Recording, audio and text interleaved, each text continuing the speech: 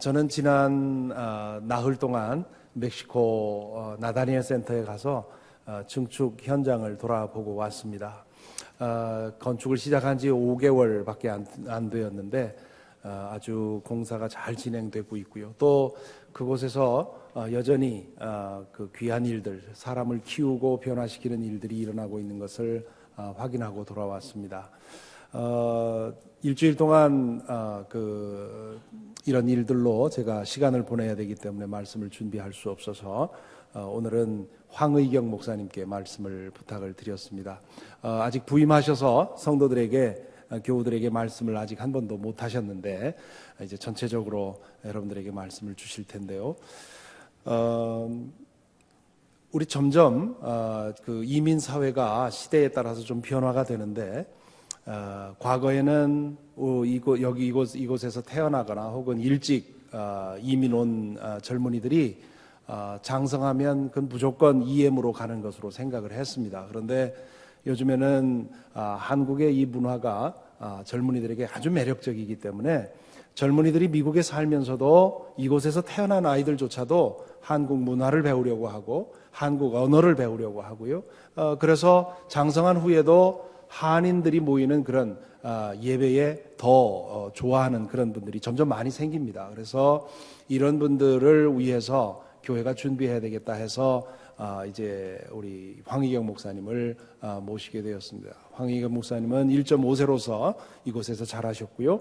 한 10여 년 전에 우리 교회에서 10년 넘게 어린이 사역을 하셔서 많은 어린이들의 삶을 변화시킨 그런 그 분입니다. 이제 한 10년 가까이 다른 지역으로 그리고 교회로 다니면서 이제 사역을 하시다가 이제 우리 교회가 이런 사역을 꿈꾸고 있으니 오셔서 함께 일해 보십시다 했을 때 기쁨으로 응답해 주셔서 지금 오셔서 이제 몇 개월 지나면서 준비를 잘 하고 이제 출발하려고 하는 그런 시점에 있습니다.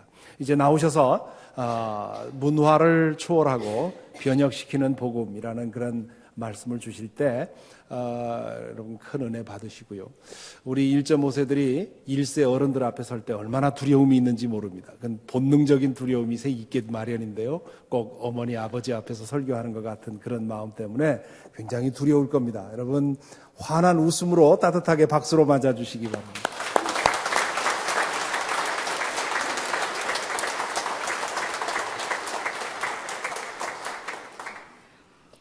끈질긴 인연이라는 말이 있습니다. 20대와 30대를 이곳에서 보냈는데 40대가 되어서 돌아올 줄은 꿈에도 생각을 못했습니다. 10년 동안 제 인생의 전부라고 말하여도 과언이 아닐 정도로 사랑하였고 또 많은 사랑을 받으면서 받았던 교회라서 막상 떠난다고 결정을 했을 땐 결정하는 과정도 힘들었고 또 결정한 후에 참 울기도 많이 울었습니다. 근데 이렇게 다시 돌아올 줄 알았다면 그때 좀 하나님께 예쁘게 순종하고 좀 덜 울 걸 하는 생각도 가끔 듭니다. 그러나 이 끈질긴 인연을 허락하신 하나님께 참 감사하면서 잘 지내고 있습니다. 지금까지 저는 어린이 사역을 시작으로 오랜 세월 동안 Korean American이라는 정체성을 가지고 이 땅에서 자라나고 있는 다음 세대를 섬기는 역할을 해왔습니다. 지난 세월 동안에 정말 행복하고 소망에 찬 시간들도 많이 있었지만 시간이 흐르면 흐를수록 더욱 안타까운 현실로 다가왔던 것은 교회 안에 젊은 세대들이 계속 사라져가고 있다는 것입니다. 이것은 한인교회만 겪고 있는 현실이 아니라 다른 소수민족 이민교회들과 또 미국의 전통 교파들까지도 함께 겪는 안타까운 현실입니다. 하나님께서 믿음의 후손을 축복하기 원하시는 마음은 아브라함에게 하신 말씀을 통해서 잘 알 수 있습니다. 내가 너와 세우는 언약은 나와 너 사이에 맺는 것뿐 아니라 너희 뒤에 오는 너희 자손과도 대대로 세우는 영원한 언약이다. 이 언약을 따라서 나는 너의 하나님이 될 뿐만 아니라 뒤에 오는 너희 자손의 하나님도 될 것이다. 하나님의 계획은 한 세대를 위한 계획이 아닙니다. 하나님이 원하시는 진정한 축복은 한 세대의 믿음과 순종을 통하여 수천 대 자손에 이르기까지 한결같은 사랑을 베푸시길 원하는 것입니다. 그것이 바로 하나님 아버지의 마음이고 소망이십니다. 이민 1세대는 대부분의 경우 자녀들에게 좀 더 윤택한 삶과 축복을 누리게 하기 위하여 고향과 직장과 친지를 떠나 큰 희생과 고생을 감수하시며 이 미국 땅에 오셨습니다. 그리고 예수 그리스도를 믿고 섬기는 기독교인으로서 마음과 정성을 다하여 이민교회를 곳곳에 세우시고 자녀들이 그 교회에서 믿음의 이세로 성장할 수 있도록 노력해 오셨습니다. 그러나 우리 자녀들은 그 부모들의 노력과는 달리 어렸을 때는 부모님과 함께 주일학교에 출석하였을지언정 대학교로 또 떠나고 성인이 된 후에는 하나님을 모르는 사람처럼 교회에서 멀리 떨어져 있는 경우가 많이 있습니다. 내일 어떤 일이 일어날지 모르는 불안정하고 어두운 이 세상 가운데 사는 우리 자녀들이 우리의 힘 되시고 방패 되시는 하나님, 우리의 생각보다 언제나 더 좋은 길로 인도하시는 그 하나님의 사랑과 은혜를 그들의 삶 속에서 경험하지 못한 채 살고 있다는 것이 참 안타깝습니다. 그리고 믿음의 대가 끊어질 때 일어나는 더 큰 슬픔은 신앙생활을 하지 않는 2세에게 태어난 3세, 4세의 어린 영혼들이 교회를 다니지 않는 부모 아래 성장하기 때문에 하나님을 만나고 그분에 대하여 배울 수 있는 기회가 어려서부터 주어지지 않는다는 것입니다.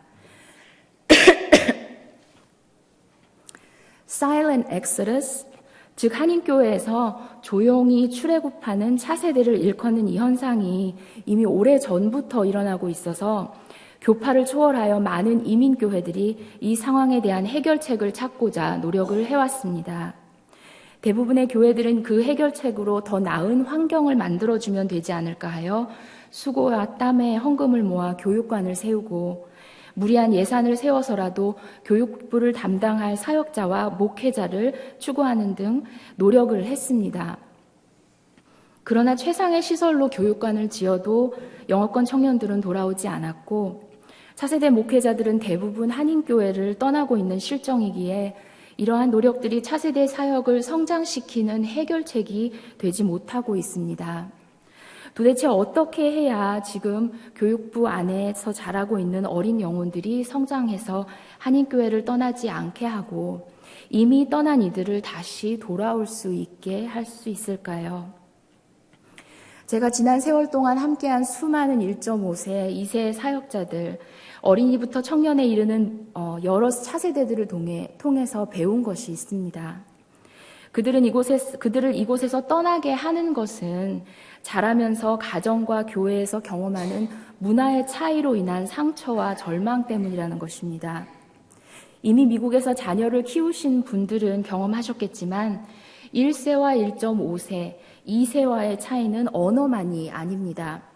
그들의 생각과 이해, 사상, 도덕, 이 모든 것이 부모 세대와 아주 다릅니다. 그들이 만약 한국에서 태어나서 한국 교회에서 자랐다면 이 문화의 차이가 신세대와 구세대의 차이 정도로 받아들여지겠지만 미국이라는 나라, 즉 한국과 아주 다른 문화의 전통, 관습을 가진 나라에서 자라는 저희 다음 세대들은 한국과 미국이라는 아주 다른 두 문화가 공존하는 또 하나의 Korean American이라는 아주 특별한 정체성을 가지고 있습니다. 겉모습과 먹는 음식은 한국인 같을지라도 그 안에 생각과 정서와 문화는 한국인과는 확연히 다릅니다. 제가 처음 차세대 사역을 시작하였을 때 하나님을 믿는 그 믿음만 가지고 있으면, 그 믿음만 1세와 2세가 함께 가지고 있으면 문화적이고 세대적인 차이는 얼마든지 극복할 수 있을 것이라고 단순하게 생각했습니다. 그러나 이 문화라는 것이 참 무섭습니다. 왜냐하면 우리가 동일한 복음을 받아들이고 동일한 말씀을 묵상하고 동일한 하나님을 섬김에도 불구하고 지역과 생활 환경과 value 시스템 등의 배경에 따라 하나님에 대한 이해와 성경을 해석하는 눈, 신앙생활의 실천, 또한 교회가 어떤 모습이어야 하는지의 의견과 생각의 차이가 크다는 것입니다. 이렇게 다른 문화를 가지고 있기에 가족으로 또한 한 교회라는 공동체에서 생활할 때 생기는 견해의 차이와 갈등은 피할 수 없습니다. 서로의 문화가 다르다라는 다양성을 인정하며 받아들이지 않고 나의 문화가 맞고 당신의 문화는 틀리다라고 판단할 때 갈등은 상처를 낳고 상처는 분열을 가져옵니다. 그리고 이러한 현상은 서로의 문화에 대한 이해가 부족하면 부족할수록 더 쉽게 생깁니다. 자녀들이 어려서부터 가정이나 교회에서 한국인의 전통과 문화가 무엇인지 잘 배우지 못한 경우 그것이 실제로는 한국 문화가 아닌데 한국 문화로 오해하며 비판하는 경우가 많습니다. 예를 들어 부모와의 관계가 어려운 한 학생을 신방하는데 이렇게 말합니다. My dad has such a bad temper. He's so Korean. 아빠가 화를 조절하지 못하는 것은 한국인이기 때문이 아닙니다. 미국 사람도 영국 사람도 모든 다른 인종도 다 템퍼가 있습니다. 또한 엄마가 잔소리 많이 하는 것에 대해서도 She's so Korean 이라 말합니다. 제 미국 친구들이 이제 다 결혼해서 자녀들이 있는데 한국 엄마님들 저리 가라로 잔소리를 많이 합니다. 그러한 성향은 문화적인 것이 아니라 지극히 인간적이고 개인적인 성격의 차이입니다. 그러나 한국 문화에 대한 바른 이해가 부족하면 이렇게 부모의 모습에서 마음에 안 들거나 상처가 되는 것을 경험할 때 그 모든 이유를 한국 문화 때문이라 원망합니다. 그리고 이러한 경험들이 가정과 교회 생활 가운데에서 쌓이다 보니 한국 사람과 한국 문화에 대한 부정적인 인상이 깊어져서 결국 한국 교회로부터 발걸음을 돌리는 결과를 낳게 됩니다. 오늘 읽은 고린도전서 9장에는 사도 바울의 이런 고백이 나와 있습니다. 나는 율법 아래에 있는 사람들에게는 율법 아래에 있지 않으면서도 율법 아래에 있는 사람을 얻으려고 율법 아래에 있는 사람같이 되었고 율법이 없이 사는 사람에게는 내가 하나님의 율법이 없이 사는 사람이 아니라 그리스도의 율법 안에서 사는 사람이지만 율법 없이 사는 사람들을 얻으려고 율법 없이 사는 사람같이 되었습니다. 나는 모든 종류의 사람에게 모든 것이 다 되었습니다. 사도 바울은 벤자민의 자손이며 바리새인으로서 유대인의 율법과 전통에 따른 그 모든 것을 철저하게 지키고 실천하였던 사람이었습니다. 유대교는 그에게 종교이자 문화였습니다. 그런데 그가 예수 그리스도를 만난 후 유대인이 아닌 다른 인종, 즉 다른 전통과 문화와 습성을 가지고 있는 이방인에게 복음을 전하는 부름을 받았을 때 그는 유대인의 도가 아닌 주님의 사랑과 가르침만을 그들에게 전도하였습니다. 그것은 그가 복음을 믿은 뒤 더 이상 유대인임을 자랑스럽게 생각지 않아서가 아닙니다. 그는 예수님을 만나고서도 유대인임을 자랑스럽게 생각하였습니다. 그러함에도 불구하고 사도 바울은 나와 다른 문화와 전통을 가진 이들에게 예수 그리스도를 전할 때에는 내가 지키고 따랐던 문화와 전통보다는 예수 그리스도의 삶을 통하여 보여지는 사랑을 전하려 노력하였습니다. 사도 바울이 경험하고 믿고 실천하였던 복음은 참으로 빌립보서 2장 6절에서 9절의 말씀과 같았습니다. 그는 하나님의 모습을 지니셨으나 하나님과 동등함을 당연하게 생각하지 않으시고 오히려 자기를 비워서 종의 모습으로 취하시고 사람과 같이 되셨습니다. 그는 사람의 모양으로 나타나셔서 자기를 낮추시고 죽기까지 순종하셨으니 곧 십자가에 죽기까지 하셨습니다. 그러므로 하나님께서는 그를 지극히 높으시고 모든 이름 위에 뛰어난 이름을 그에게 주셨습니다.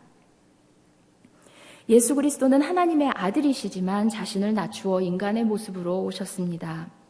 그뿐만 아니라 이 땅에 사시면서 세상과 성전에서 소외당하고 외면당하는 가난한 자, 병든 자, 장애인과 외국인, 그리고 어린이들에게 다가가셔서 그들을 향한 하나님의 사랑을 직접 보이셨습니다. 그들을 사랑하실 때 하나님 아버지께서 주신 율법과 규율을 어기는 행동이 동반될지라도 멈추지 않으셨습니다. 사도 바울은 이러한 주님의 사랑을 올바로 이해하고 깨달은 사도입니다. 어떻게 보면 3년이라는 세월 동안 예수 그리스도와 동거동락하며 지냈던 제자들도 미처 깨닫지 못했던 전통과 규율과 율법보다 더 크고 더 깊은 주님의 사랑을 믿었기에 그가 다른 문화와 민족에게 복음을 전하는 중요한 사명을 감당할 수 있었습니다. 어느 문화도 완벽하거나 정답일 수 없습니다. 그리고 다 나름대로 장점과 단점을 가지고 있습니다. 다른 문화적 배경을 가진 여러 세대의 성도들이 그리스도의 이름 아래 믿음의 공동체를 만들어 갈 때에 서로의 다른 문화적 배경, 다른 시각과 의견에 대한 존중함과 이해, 포용력이 없으면 주님께서 바라시는 그리스도의 몸으로 성장할 수가 없습니다. 그리고 확연히 다른 문화들이 서로 만나는 교회라는 공동체 안에서 그리스도의 복음을 믿고 그의 가르침을 실천하는 우리는 사도 바울이 21절에 언급한 Christ's Law, 그리스도의 율법을 바탕으로 새로운 복음의 문화를 만들어 갈 수 있어야 합니다. 복음의 문화를 만들어 가야 한다는 것은 내 안에 있는 문화 가운데 비성서적인 부분은 개인의 삶 속에서 그리고 그 교회 안에서 변화되어야 한다는 것이고, 그렇지만 성서적인 부분은 다음 세대들도 실천할 수 있도록 지켜야 한다는 것입니다. 한국의 문화 중에는 지극히 성서적인 문화가 이미 전통 속에 배어져 있어서 복음을 실천하는 데 다른 문화보다 더 빨리 이해하고 더 쉽게 삶에 적용되는 부분이 있습니다. 그리고 기독교 신앙을 바탕으로 세워진 이 미국의 문화 속에도 이미 자연스럽게 자리 잡고 있는 복음적인 부분이 있습니다. 제가 항상 느끼는 거지만 한국의 문화와 미국의 문화 중에 성서적이고 복음적인 부분이 중심이 된 교회를 만들어 갈 수 있다면 이 세상 어느 민족, 그 어느 교회보다도 건강하고 은혜로운 교회로 성장할 수 있을 것입니다. 이런 건강한 교회를 만들어 갈 수 있으려면 교제와 관계 속에서 문화가 다른 이들이 함께 섬기고 서로에게 배울 수 있어야 하는데, 그러기 위해서는 넘어야 할 아주 큰 산이 있습니다. 한국의 문화와 정서는 나이를 기준으로 한 수직 관계로 형성되어 있습니다. 가정 안에서 자녀는 부모에게 무조건적으로 순종하여야 하고, 자신의 생각이나 의견이 부모의 것과 다를 경우 그저 뭔가를 표현만 해도 건방지다, 어디 부모에게라는 말을 듣기도 합니다. 한인 교회도 대부분 나이와 지위를 기준으로 한 동일한 수직 관계로 이루어져 있습니다. 그러나 미국의 문화는 많이 다릅니다. 나이에 상관없이 자신의 생각과 뜻을 표현하는 것을 권장합니다. 자립적이고 창의적인 생각을 하도록 가르칩니다. 어른의 이름을 불러도 예의에 어긋나지 않는 것이 미국의 문화입니다. 학교와 사회에서 어른들과 이러한 관계를 이루고 있는 저희 자녀들은 집과 교회 안에서 동시에 다른 경험을 하게 됩니다. 나의 의견을 솔직하게 표현하는 것이 어른을 disrespect, 즉 존중하지 않아서가 아닌데, 그런 오해를 받기에 상처가 되고 그들의 의사를 표현할 자리가 마련되지 않거나 표현하여도 존중되지 않았을 때에는 자신을 한 인격체로 인정해주지 않는다는 생각으로 또한 상처를 받습니다. 이 부분은 가정과 교회가 함께 노력하고 인내하며 실천해 가야 하는 부분입니다. 다른 교회에서 사역을 할 때 만났던 한 2세 청년을 기억합니다. 그 청년은 재능이 많고 성실하여 어른들과 함께 새로운 사역에 동참하기를 원했고, 어른들께서 그 청년이 자유롭게 의견을 말하고 논의에 참여하도록 영어로 모임을 진행하시며 배려를 해주셨습니다. 그런데 그가 입을 굳게 다물고 어두운 표정으로 계속 있는 것입니다. 제가 모임을 마친 후 불편한 것이 있었냐고 물었더니 어른들을 보면 부모님 같아서 자신도 모르게 몸이 경직되고 입이 안 열려진다 하였습니다. 다세대가 함께 성장하고 사역하는 믿음의 공동체를 만들기 위해서는 가정에서도 교회에서도 함께 협력하여 젊은 세대가 하나님께서 그들에게 허락하신 달란트와 경험을 마음껏 사용하고 쓰임받을 수 있도록 배려하고 함께 노력해야 합니다. 만일 이 부분이 배려되는 모습을 2세들이 경험한다면 그들이 가지고 있는 부정적인 선입견이 깨어질 것이고 어른들을 통하여 보여지는 사랑에 감동할 것입니다. 그리고 어른을 존경하는 마음을 가지게 될 뿐만 아니라 문화의 차이로 인해 혹시 다른 곳에서 상처를 받은 것이 있다 하더라도 치유되는 경험을 하게 될 것입니다. 제가 이곳에서 주일학교를 섬기기 시작한 초기에 어린이들에게 설문지를 나누어 주었습니다. 질문 중에 하나가 가장 기억에 남고 좋았던 교사가 누구인가 였습니다. 저는 어린이들의 답이 대학생이나 젊은 청년 선생님 중에 한 명을 적을 거라 생각했습니다. 그러나 저의 예상과는 너무나 달리 60세가 가까우셨던 한 권사님의 이름이 제일 많은 표를 얻었습니다. 영어가 아주 편하시지 않으신데도 오랫동안 교사로 봉사를 하셨는데 그분을 자세히 관찰을 해보니 아이들에게 딱딱하거나 엄한 모습으로 대하지 않으시고 정말 말 그대로 할아버지가 손자 손녀와 놀아주는 모습으로 아이들의 레벨에서 대화하시고 교제하시는 것이었습니다. 어린이와 중고등부를 위한 교사는 젊은이들, 영어를 잘하는 사람이 해야 한다는 생각이 그때까지도 있었는데 그 생각이 완전히 깨졌습니다. 아이들을 사랑하는 마음이 그분의 나이나 언어, 문화의 장벽을 넘어버린 것입니다. 이미 아시는데도 저도 가정과 교회에서 문화적인 차이를 경험하고 자란 1.5세입니다. 지난 17년의 세월 동안 한인교회를 위해 열심을 다해 섬기자고 했던 대부분의 차세대 목회자 동료들이 거의 다 한인교회를 떠났지만 다행히 제 안에 한국 문화와 미국 문화를 동시에 이해하고 깊이 사랑하는 마음이 있어 저의 자리를 지켰습니다. 그러나 어디를 가도 자녀의 교육이나 사회적 지위를 추구하는 것에 대해서는 너무도 열성적이고 적극적인 관심을 두는 반면 교회 안에서 우리의 자녀들과 교육부 사역은 너무도 적은 관심과 서포트를 받고 있다는 것을 계속 경험하면서 저희 마음에서도 차세대를 향한 소망이 점점 꺼져갔습니다. 소망이 없이는 사역을 하는 것이 옳지 않다는 판단에 한인교회를 떠나기로 마음을 먹고 지난 4월 말 저는 이 결정에 대한 하나님의 계획을 묻기 위해 기도의 시간을 가졌습니다. 그 기도하는 시간 동안 하나님께서 계속해서 워싱턴 한인교회를 생각나게 하셨습니다. 지금은 성인이 된 내가 사랑하는 아이들, 나와 함께 신실히 섬겼던 교사들과 학부모님들의 모습이 며칠 동안 저의 마음과 생각에서 떠나지 않았습니다. 그 이유를 잘 이해하지 못한 채 기도의 시간을 마친 후 김영복 목사님과의 만남을 통해 1.5세 사역자를 구하고 있다는 이야기를 듣게 되었습니다. 담임 목사님께서 어떠한 사역에 대한 것인지 말씀해 주실 때는 마치 하나님께서 의경아, 아직 차세대에 대한 소망을 놓지 말아라. 내가 아직 포기하지 않았느니라 하시는 것 같았습니다. 그래서 하나님께서 왜 워싱턴 한인교회를 통하여서 다음 세대를 위한 축복의 약속을 이루시기를 원하시는지 어렵지 않게 깨달을 수 있었습니다. 워싱턴 한인교회는 제가 아는 어느 이민교회보다도 이미 앞서서 여러모로 차세대를 배려하고 있는 교회입니다. 제가 이곳에서 사역을 할 때에도 진실한 사랑으로 봉사하시는 여러 교사들이 계셨고 교회 곳곳에서 많은 분들이 이미 복음의 문화를 실천하는 삶을 살고 계셨습니다.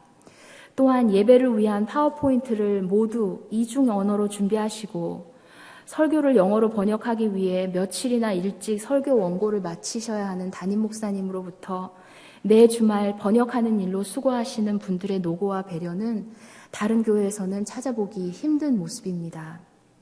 그리고 아직 다른 교회에서 깨닫지도 그래서 실행하지도 못하고 있는 1.5세, 2세 청년과 어른 돌봄의 사역을 영어 목회가 아닌 한어 목회에서 시작하여 주시는 것은 이미 복음의 문화를 형성하기 위해 노력하시는 증거이기도 합니다.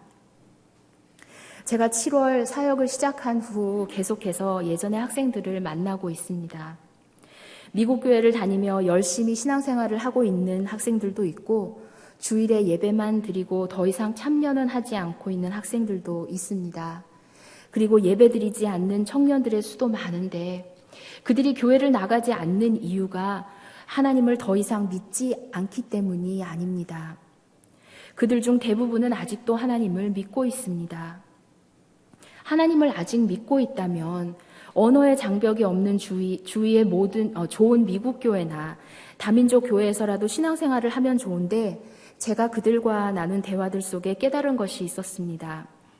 그들이 미국에서 자랐지만 어려서부터 한인 교회에서만 신앙생활을 하였고 특히 한인 친구들만 사귄 학생들은 미국 교회에 가는 것을 낯설어 한다는 것입니다. 이런 안타까운 현실을 배우면서 더 간절히 느끼는 것은 차세대를 하나님께로 다시 이끌고 그들이 주님의 제자로서 성장하도록 간절히 기도하고 노력하는 것은 이민교회가 해야 하는 일이라는 것입니다. 이 사명을 미국 교회는 생각지도 않을 것이고 다민족 교회도 그럴 것입니다. 이것은 저희 워싱턴 한인교회뿐만 아니라 모든 한인 이민 1세 교회만이 이룰 수 있는 소명이며 부름입니다. 사랑하는 워싱턴 한인교회 성도 여러분, 하나님의 은혜와 성도님들의 기도로 더 많은 1.5세와 2세 청년들이 이곳에 모이기 시작할 줄 믿습니다.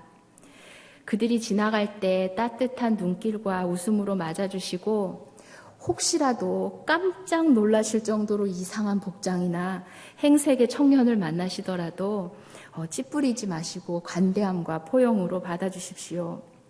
그리고 함께 예배를 드리게 되거나 행사를 같이 준비하고 참여할 때에는 많이 불편하시더라도 그들이 많이 배려될 수 있도록 협조해 주시기를 부탁드립니다. 이것은 영어권 청년뿐만 아니라 20대로부터 40대의 젊은 가정을 교회로 더 인도하기 위한 사역을 할 때도 마찬가지입니다.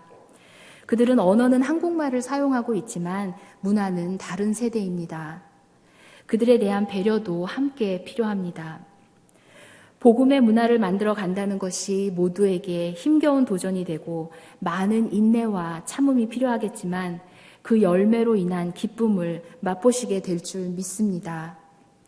그리고 믿음의 생활을 하지 않고 있는 자녀들로 인해 슬퍼하시고 안타까워하시는 부모님들께 말씀드립니다.